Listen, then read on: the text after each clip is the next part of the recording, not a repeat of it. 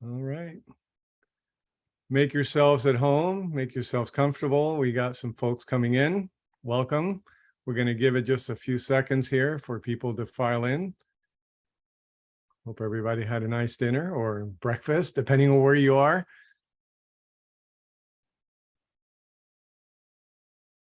All right, let me.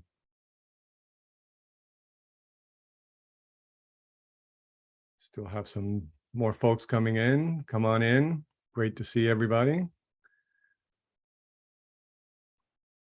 Just give it another 10 seconds or so.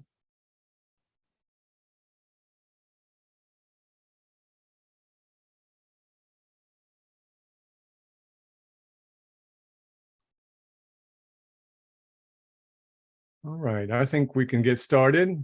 Good evening, everybody, or good morning, good afternoon, whatever it might be, wherever you are. I'm Mickey Quinones. I'm Dean of the Robbins School of Business, and I'm joined by my colleague, Laura Thompson, Assistant Dean of Undergraduate Student Services. And we're here to talk about the Robbins School of Business. And first of all, I just want to say congratulations to all you new spiders. It's so great to see you, and we can't wait to see you on campus.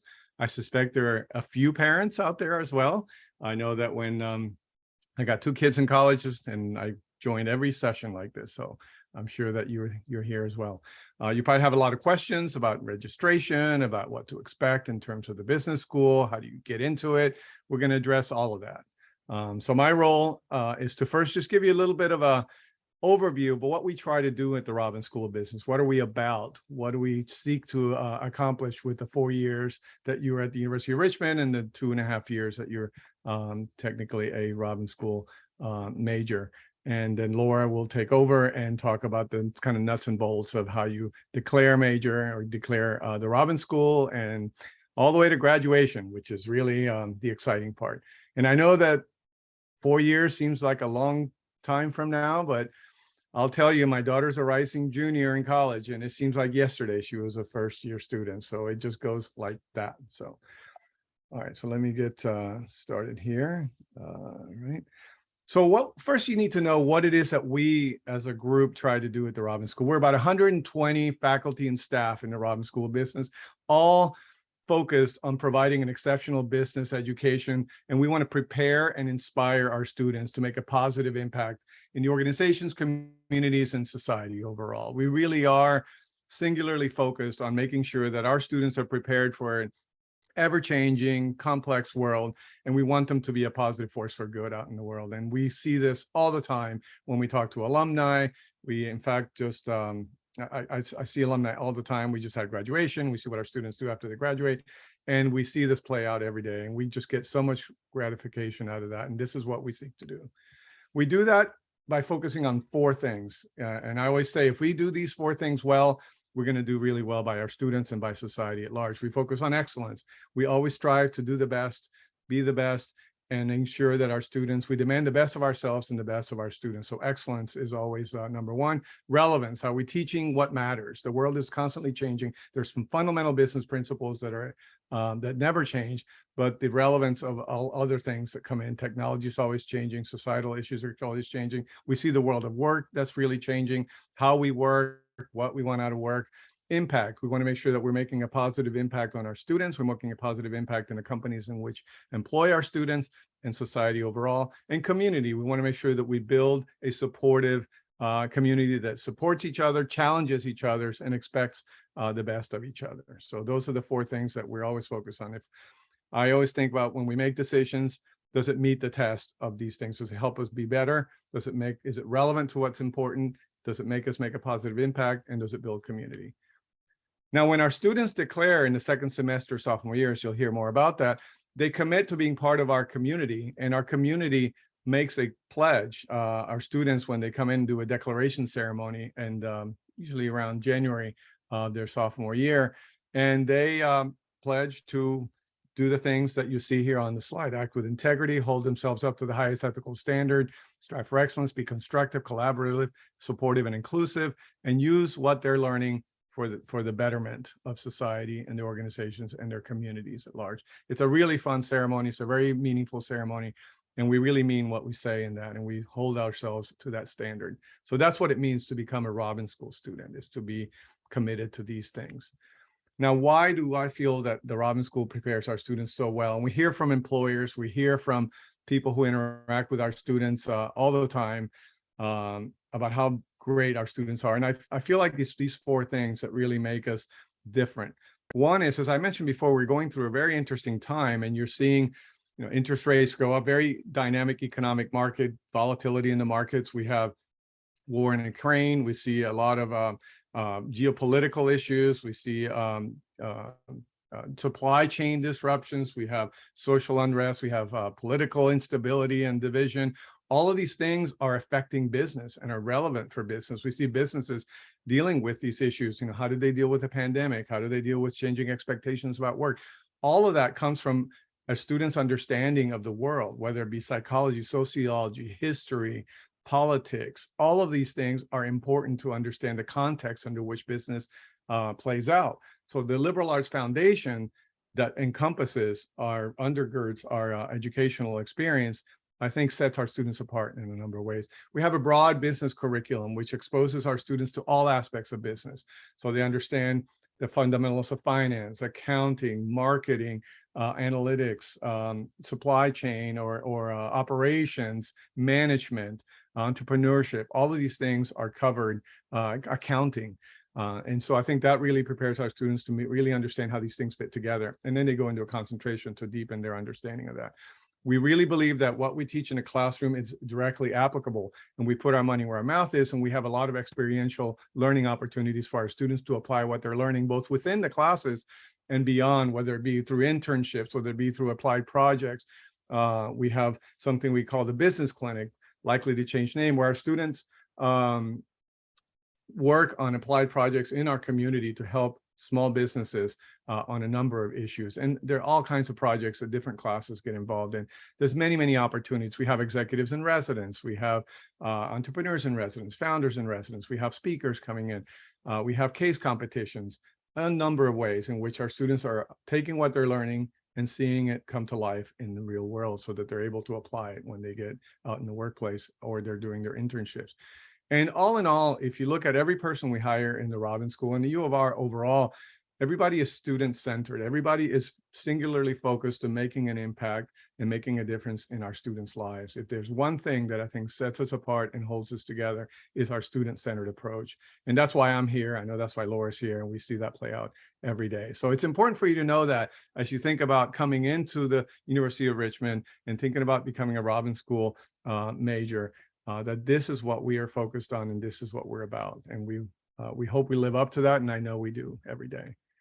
So now I want to turn it over to Laura to talk a little bit about how you become a Robbins School major, how our concentrations and our majors work, and then we'll go from there. We have plenty of time for Q&A at the end.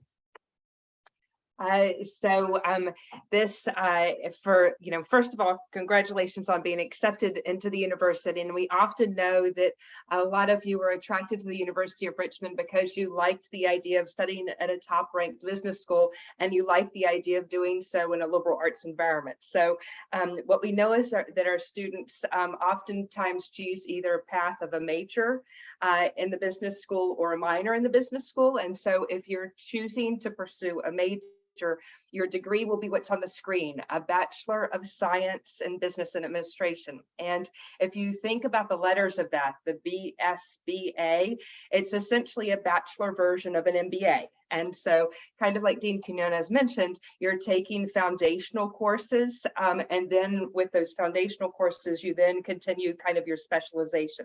And your specialization, we often call your concentration. So you were accepted to the university, you applied, you wrote essays, you had letters of recommendation, and so you were accepted to the University of Richmond. But for the business school, it's not a separate admissions process. It's actually what we tend to call a declaration process. And that declaration process suggests that you have certain things to do, almost like a checklist. And once you've done that, you're ready to declare. So I sort of with this slide want to talk about what that kind of checklist is. And the first item on the checklist are courses, and you can see them there.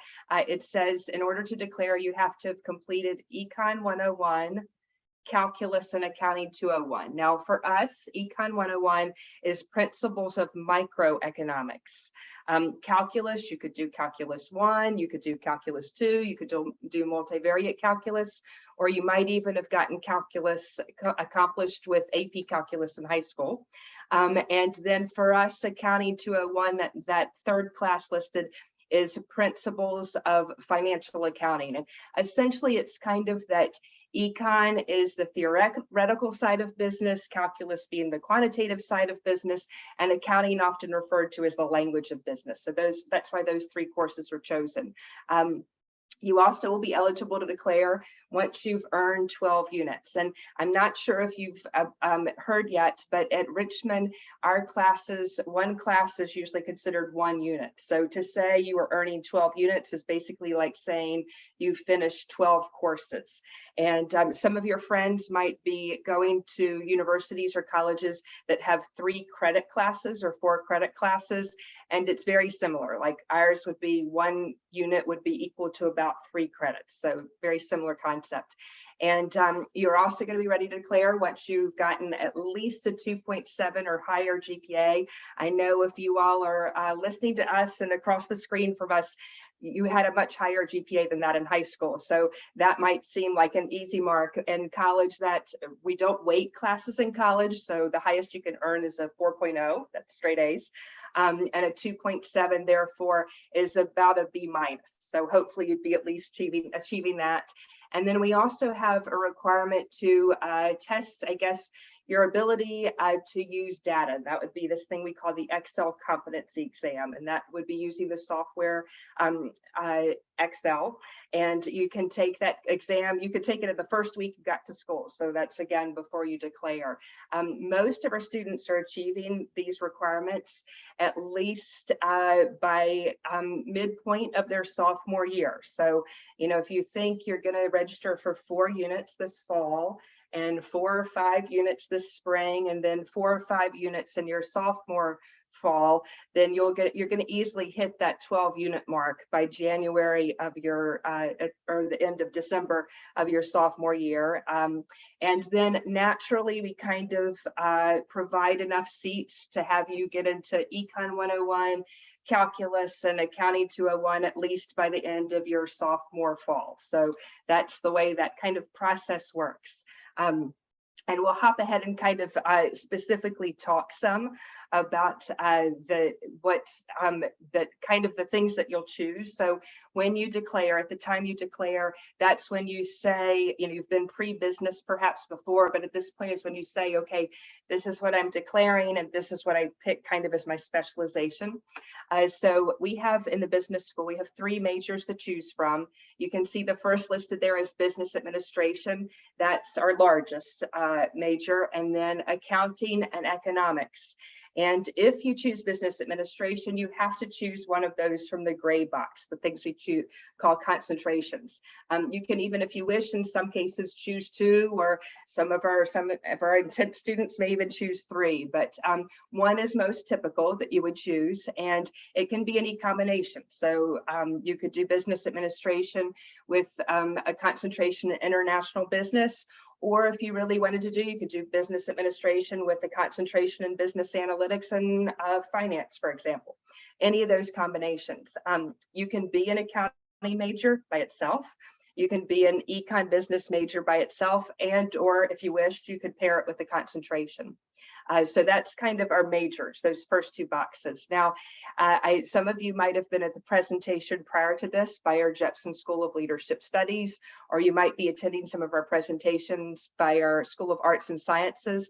And if you decided to choose a major in one of those other non-business areas, then you could, if you wish, be one of our minors. And the minors are business administration or entrepreneurship. So business administration is again very foundational. It kind of check some of the things like the marketing and the organizational behavior and operations side of business, as well as the accounting and finance.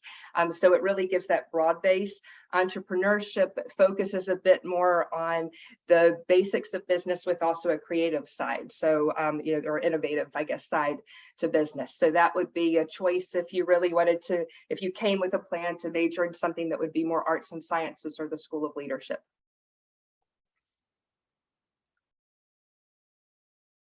And I know that, we've hit the point in the summer, right, where you've graduated from high school, you've, maybe gone on your high school trips and that kind of thing, and you're back and you're sort of ready now to begin to think like, oh my goodness, in the fall, I'm going to be taking some classes and new classes, and I might have lots of choices. And so I kind of wanted to spend a little bit of time on this slide, knowing that this might be what's kind of top of your mind right now. Many of you in this past week might have been contacted by what I'll call a peer advisor, and your peer advisor is going to be a student at University of Richmond who's obviously gone through this, has some good expertise in this area, and will be able to help you with some of the questions related to what classes should I choose and how do I kind of make my schedule and that kind of thing.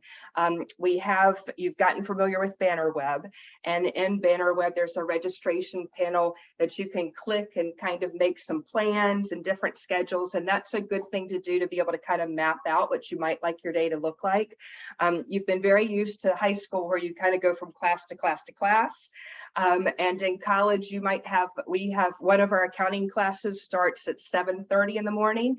And we have, I think that we even have some classes on the schedule that start at 7:30 at night. So you could have them at different times during the day with your schedule. But predominantly what's similar for all of you all as incoming first year students is that you're all going to be in the class that if you see that first bullet that says FYS 100, that's a class we call our first year seminar class, and that's what the FYS stands for. And often that class, you'll take one in the fall and you'll take one in the spring, and that would have been if any of your families are with you on the call, and if they attended college, they might have had a class called English 101 and English 102. We take the philosophy instead that to have you take a class called FYS, this first year experience. It gives you some of that touch of how to research and read and write at a college level, but in a kind of liberal arts, kind of interdisciplinary area that you might not have ever been exposed to before. And so if you've peeked at any of the titles, you'll notice that they run the gamut from things like astrobiology to maybe history of the Middle Ages, so they run the gamut, and you'll be welcome to kind of choose 20 of them that sound interesting to you. I think students oftentimes will say like, well, is there one that I should pick if I'm thinking about business? And my answer to that is there's a business side to everything. So what I think is fun for you to go into a class like that, knowing that you have probably an interest in business, and kind of think, well, how would business impact this? What are the business that are involved in this area? What are some of the historical or the economic implications of this situation? And I think you'll have fun beginning to look at your liberal arts classes with that lens. So that would be the first thing, your liberal arts class. Now, the next two classes that are listed there, that Econ 101 or Math 211, that's Calculus 1, that would be to suggest that if you are thinking about business, one of those two classes is a good first semester class to get on your schedule if you can. And I say that because remember how we talked about kind of the declaration requirements. So I like the idea of maybe if you're thinking about business, you at least can put your foot in the water and say, like, is this something I really like? Now, the reason I didn't say Econ 101 and Math 211 is because they're both rather quantitative. And so if you're the kind of student who you're not, like you wouldn't say, for example, that something quantitative would be your first pick, I wouldn't recommend them together.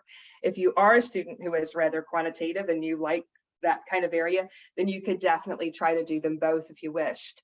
But we tend to lean students towards saying one FYS, one class in your major, and then two liberal arts electives of maybe something you're thinking that you might be interested in studying. or if you wanted to get your language class out of the way. And there is information on your New Spider website about taking your language placement test. And so you might want to kind of peek at that and see if that's something you'd be interested in. And then all of us are going to be taking a class called Well 100.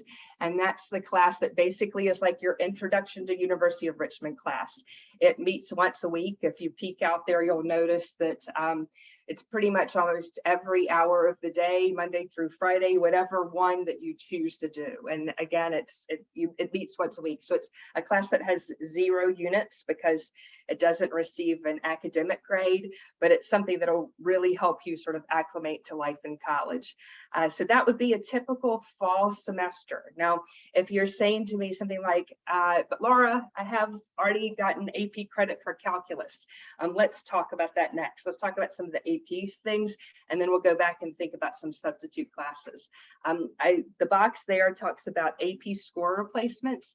So if you earned a 3, a 4, or a 5 on an AP calculus, it could have been AB, it could have been BC, you'll at least get credit for math to 11. And so you wouldn't need to take it at Richmond. And that would free you up to kind of take another class, which might be fun. If you thought that, well, yes, I got a 3 in AP Calc, but in high school, but maybe I'd like to have more depth with calculus, you can definitely register for calculus. It's just then you won't get the credit for your AP exam applied to your transcript. So if that helps, you can't get credit for the same class twice. If you got a 5 on econ or on your AP micro, or a 5 on your AP macro, then you would get credit for Econ 101 or Econ 102 or both if you got 5s on both. I'll admit, we all know that it's pretty hard to get a 5 on that exam. So many of you might have gotten 4s or 3s, but you'll still be taking Econ 101 with us. And that's a great class to start off with. So, don't worry that it's going to be a complete repeat of your high school curriculum if you didn't get a 5 in AP on that. And then a lot of you took AP Stats, I also know, which we don't give direct replacement credit for, but we do have in the business school curriculum, we do have a class in business statistics. The numbering of that is either BUAD 202 or Econ 170. And if you took AP Stats, that's a really good foundation for either of those classes. So I suggest that just to say that don't feel like it was not a good use of your time or a good choice, because it's very foundationally an important class, especially as we all know there's a lot of analytics in most of our subjects now and in most of our work. But again, I don't want to overwhelm you sort of forward thinking the next 4 years. But if you're kind of wondering, sort of like, okay, well, I thought I wanted to study something like marketing, or I thought I wanted to study something like entrepreneurship. When am I going to get to those classes? Typically, you would get to those classes once you've finished some of these foundational courses. So in most of the cases, our upper level classes, those specific areas require Econ 101, Econ 102, statistics, and the accounting with the calculus. So most of you will get to those upper level kind of specific classes in about sophomore spring would be the most case. Some of you, if you're really quick and you came in with a lot of advanced placement classes, you'd be starting at maybe sophomore fall, but that would typically be the soonest. So don't feel like, you're not behind, no one's going to walk through the door and be able to take a 300 level finance class in their first semester. That's just not something that you would do. You need your foundational classes before you get into your core classes, and then before you get into your concentration specific classes. And I promise we've got a good plan and it works. That you'll still get great internships. You'll still have wonderful opportunities post-college. And you can see this is kind of where we work you towards. So in May of 2026, if all goes as we want it to, this will be you throwing up your hat after you've just gotten your diploma. And this is kind of a glimpse at what our graduation ceremony looks like. So that's why I say from now, where you are at this point in the summer until Spider graduation, this is what we're headed to. So that's kind of class stuff. Now, I think that a way to get some,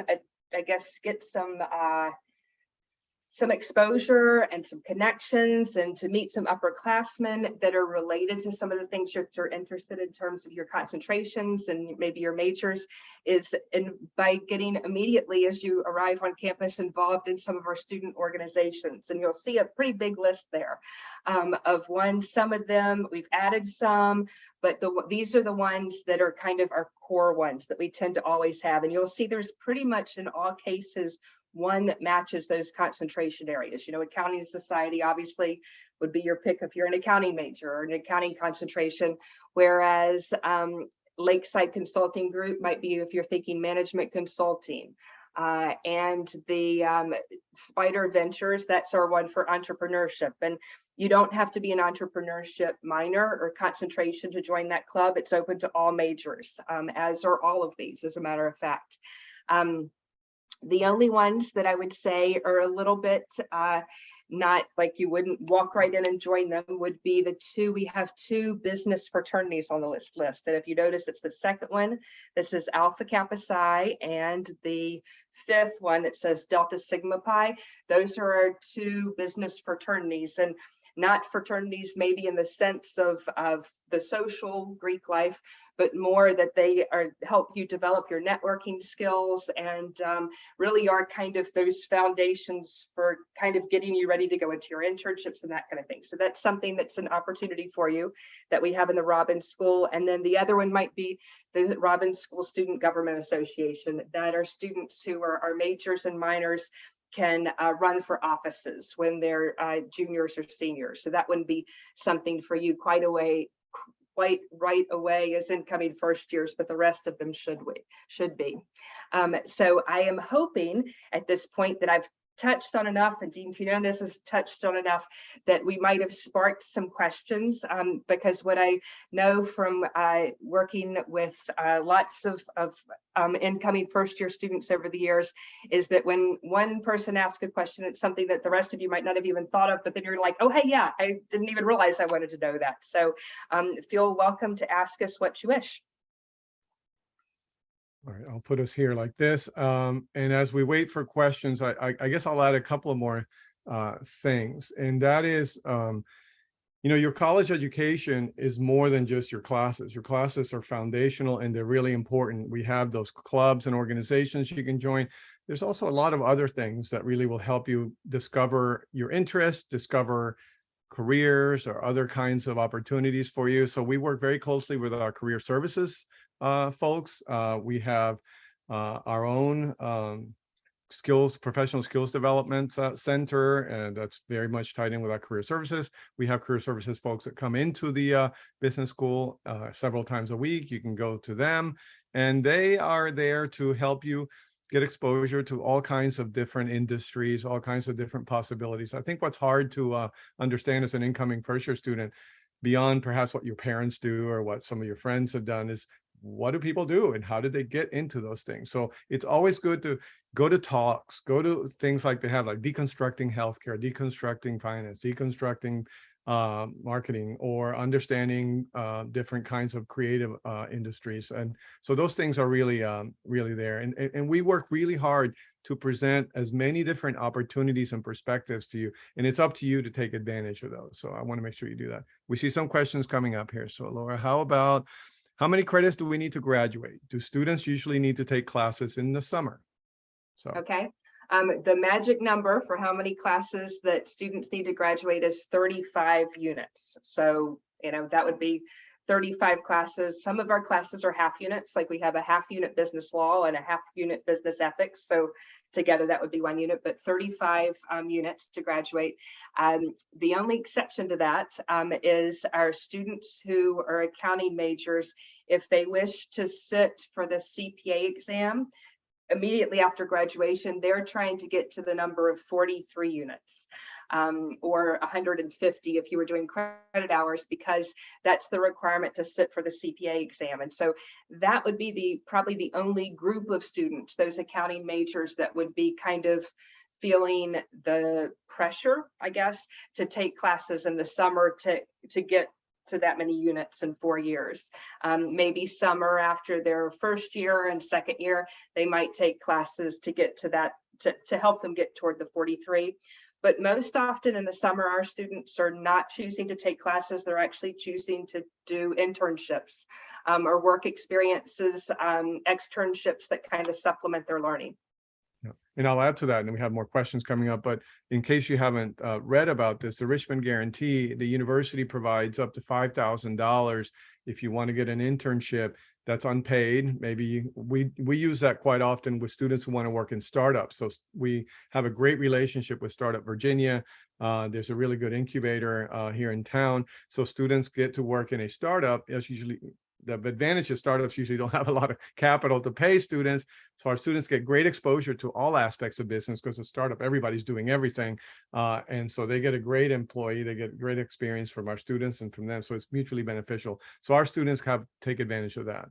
All right, next question. Are the 3 required courses, macro, calculus, and account? It's actually microeconomics is the one that's required, offered in the fall and spring? Yes, as a matter of fact, all of our foundational courses and our core courses are offered both semesters. So the only would be kind of in those concentrations, sometimes there are elective specific classes that are only offered in the fall or the spring, but all the others, we have in each graduating class, we have around 300 majors. And so to help all 300 majors get the selection of classes, we often offer multiple sections of the same classes. Yeah. And interesting you say that. So I was going to give you a context. So all of you are coming in with a class. I think our incoming class is around 836 or so. We had over 14,000 applications, in case you didn't know that. By the time you graduate, about a third, 30 to 32% of those 836 will be business majors. So that's, if to get a sense, we have the arts and sciences, leadership, and business. So that just gives you a sense of how the business school sort of situates. All right. So another one wants to know the approach to double majors. So I assume what they mean is a major within the business school and a major either with Jepson or arts and sciences. So how do you approach that? What should they do as they're considering that? I think the sooner that decision's made, the better, because then it would involve working with someone like your academic advisor or somebody like me to kind of come up with a 4-year plan so that we can try to sequence things to make sure that it works. In most cases, you can, with a good plan, accomplish a double major in 2 years. In 4 years. So a double major in 4 years without, with good planning. I will admit that in the business school, you can't have a double major in the business school. So you can only have one major in the business school because with our foundational courses and our core courses, there's too much redundancy among all of those that you would to have a double major. So if that were the case, you'd maybe have the major in business administration and maybe a double concentration. That would be that way that would work. Yeah. And I know it's a little confusing to you all out there. What's concentration? What's a major? The vast majority of students, when they say they're a business major, what they mean is business administration. We do have accounting majors as the next one, and we have economics majors. And by the way, you can be an economics major within the business school. You can be an economics major within arts and sciences, just to add more to your confusion. But that's what she's talking about. All right. You may or may not know this, Laura. I think you know everything, so you probably will. What score is needed on AP Spanish to meet the language requirement?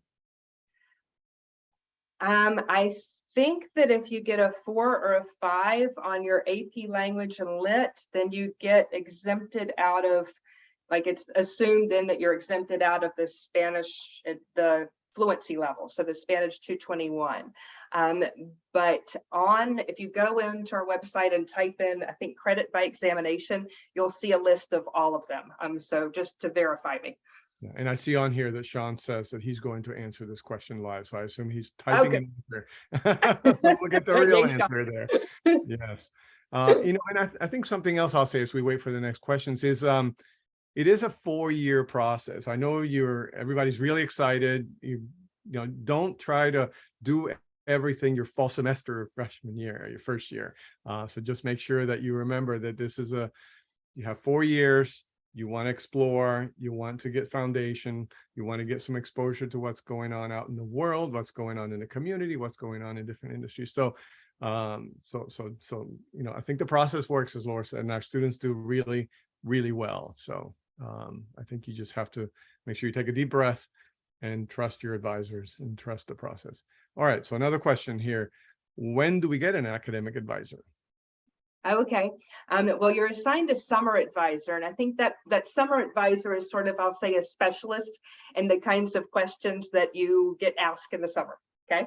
And then once you've kind of been like, okay, good, I've got my classes, I'm ready to get to campus, then you're assigned an academic advisor who typically stays with you until you declare your major. And that academic advisor, that kind of matchmaking process is made with information that you put on your admissions application. So things that you might be interested in. I'll say, for example, maybe if you did theater in high school, you might be put with one of our theater professors as an academic advisor. If you were interested maybe and you took multiple languages, maybe one of our language professors. And then specifically to the business school, when you declare your major in the business school, at that time, we assign you a business school advisor. So you would switch advisors to a business school advisor when you declare. So again, kind of that midpoint of sophomore year is typical.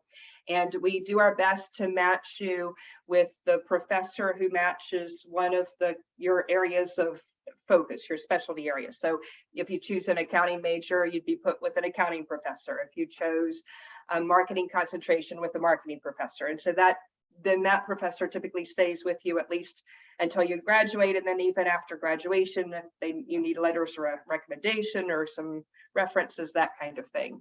So that's sort of the advising process. Okay.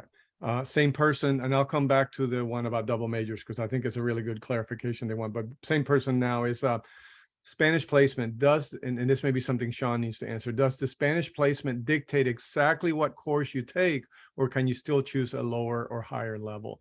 It pretty much dictates it. Yeah. Okay. They don't want a student to choose a lower level one and go for the easy A, and also make the students who haven't had any Spanish, we'll pick on Spanish for a second, any Spanish feel kind of outclassed, I guess. And then they don't want you to kind of overshoot so that you think that you're more competent than you are. So yeah. Wouldn't be fair for me to go take Spanish 101, for example. No, you'd ruin the class curve. That's right. All right, so here's a really good clarification. So this person says, you mentioned you can't double major within business. I assume that means accounting in economics, for example. The answer is yes. It says, however, as a business student, can you double major, let's say business in Jepson? And the answer is yes. So you can major. In fact, that's a fairly common double major. It's a business major with a leadership major. Or we have all kinds of we've had business majors, dance majors, double majors, and we've had quite a few of those, interestingly enough. Very successful. Bree is one of our SGA officers. Bree is the double major dance and business. Yes, and we've had business and comp sci, business and physics, business and biology, or it really, and what Laura said is really important. You really got to look at how it's going to work together. Some work better than others. So I think that's really important to think about that, and how because some of your pre-requirements for the other major might count as your general education. So this just, you have to sort of think about double counting and that sort of thing. So it's important. All right, here's another question. Do Endeavor students usually take more than just the pre-registered classes their first year?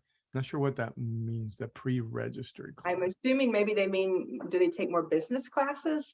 Or do you think they mean the classes that the Endeavor is attached to, like the classes that come with the Endeavor program? Yeah, I mean, with Endeavor, you'd have your Endeavor courses, your FYS, your Endeavor courses, and then usually one more course in the fall semester, and similarly in the spring semester. Yep, one or two, and you could add one or two in the spring semester. So we tend to keep our students in the fall, our first year students limited to 4 units in the fall semester, and then in the spring you could take 4 or 5 in the spring. All right, more questions. They're coming in fast and furious now. How do we register for all these classes? Good question. Like, how does this all work? How do we make sure we've registered for the classes we want or have chosen according to our major path, so we don't run into problems when we show up in August? I understand the pre-registration somewhat, but I'm wondering what comes after that. How does this work? I think, I mentioned kind of that thing on Banner Web. You have a sort of, there's one of the links that's like make your plan, register your plan or something like that, and it'll allow you to make some plans. This is a great question for your peer advisors who probably emailed you. So if you want to kind of reach out, and they are great kind of sounding boards for like, this is a plan, what do you think about this? They'll probably tell you to do things like balance some classes on Monday, Wednesday, and other classes on Tuesday, Thursday. You'll probably notice that most of our classes are that combo. They're either Monday, Wednesday, or Tuesday, Thursday. The ones that meet Monday, Wednesday, Friday actually meet for shorter amounts of time. So they meet for 50 minutes, Monday, Wednesday, Friday, whereas the same class might meet Monday, Wednesday for 75 minutes. So you'll see that you have lots of choices there. Or Tuesday, And, Thursday, you know, I think it's the same. I challenge you to kind of go out into Bannerweb and that registration, make the plan thing, and choose a class, something like we talked about, maybe like Econ 101, and just look at all the combinations that we have out there of days and times, and then click on one, and then you'll see it'll show up in your plan. And it's kind of like a puzzle, essentially, like you're kind of, you know, filling in puzzle pieces around it. And then when you're submitting your FYS classes, then you're picking your top choices. But then when it comes the second level of registration, when you click submit a plan, and then it sends it sort of into cyberspace, and then based on kind of when, you know, then it'll register you for the classes that have seats. So that's why it's always good to have a couple of plans out there in case one class that you chose was the same one that a lot of other people chose and it filled up quickly. And then you need to have a backup plan. I'll, you know, admit that we are all kind of, as humans, we all have similar likes. We all might not want to wake up too early and not want to be in class too late. So a time block of, say, Tuesday, Thursdays at 10:30 is the most popular time, you know. So if you are thinking, oh, I like that time, everybody else is liking that time too. So sometimes you do have to think that way. Think like, well, what might be a less popular option might be a better one that I'll get a better chance at getting. So a couple of things I think, and we're make sure we get to some of these others. I think what this person was also asking is when do they know they've pressed the right button to make this happen, right? So I think you'll get instructions on all that. It'll be obvious. And I think it's important what Laura just said too, having 2 kids in college, it's very unlikely that you will get all 4 classes that you're trying to register for. I mean, my kids went through all kinds of iterations, and it gets to be a process. So just be ready for that. And I think I'll say that most of our system is kind of color coded. When you get green usually means you're good. So when you click a button, if the button is gray and if it turns to green, you're good. If it's gray and it turns to red, you need to make another choice. Yeah, you have information on all of that. Are there tutoring programs for business classes? And if so, is peer tutoring, as in another student is a tutor? Is it peer tutoring? So yes, I think the answer, in fact, we just talked about that today. We're talking about our tutoring program. So maybe you can tell them a little bit about that. Yeah, I'm laughing because that is what we met about today. So yeah. We've started this thing that I actually think is a really wonderful thing with our business school classes. And it's that our faculty who teach our beginning business classes, so like the econs and the accountings, they're allowed to have sort of like a class tutor. And that's a student, a student who's probably likely a year or 2 older than you, who took that professor in a prior semester, so knows how that professor teaches and how that professor tests, and knows the content, and they are kind of like your class tutor. So you can schedule hours with them. You can schedule office hours with the professor, but also with your student, and they're kind of like your peer tutor. So that way, when you go in and you say like, well, this is the lesson that, you know, Professor Quinones taught, and they can say like, oh yeah, I remembered that when he taught that lesson. Did you get this aspect of it? So that's a very good resource available for you, and it is something that it is included with your tuition, your fees, so it's not something you pay extra for. Yeah, I mean, we want to provide as many resources as possible to make sure that you have every chance to be successful. That's what we're here to do. So one question is, since pre-registration is due this Friday, will I get my summer advisor this week? And I think that maybe that is something that Sean might be answering. Yeah. There's sample curriculums anywhere for specific majors and concentrations that students can look at. You know, I think for the fall, it's pretty straightforward, as you said, is take your FYS, you have your Econ 101 or Math 211, and then 2 classes that sound interesting, that will expose you to some aspect. My kids have taken I think back to my college days. I say this all the time. Our history is probably the most interesting class, in a lot of ways useful, because I love to travel. I learned so much about different areas of art, different types of art, and different architecture. So that's been really, really useful. So And I will say that in our business school curriculum, as a business administration major, our major actually requires that students take liberal arts classes of their choice as part of that major. And so as a result, there is no bad class you could choose in the fall semester, because it's all going to fit someplace and check off something. So I think that's a really comfortable feeling. If you like something, click on it, take it, it'll count for something. So. I mean, think about what all the issues that business leaders are having to grapple with today. I mean, they run the gamut. I mean, the person who took a class on pandemics, boy, they had a particular insight a couple of years ago. The person who took a class on social movements, or a person who took a class on psychology.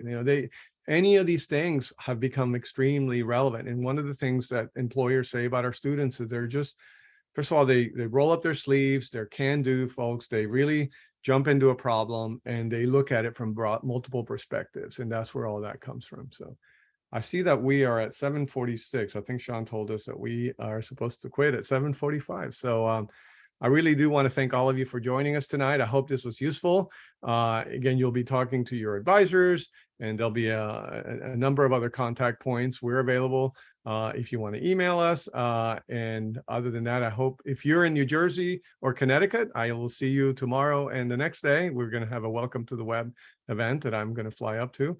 Otherwise, we look forward to seeing you in the fall. Laura, I don't know if you have any closing comments, but that's just that I know if we raise some questions about the concentrations, you can go to our website and click on the different departments, and they list the classes that are involved in that. Some of them list different recommendations and sequencing, and so a lot of that is available out on the website too. great. Okay, great. So have a good night, everybody, or good afternoon, or good morning. So all right. Thank you. Bye, everybody.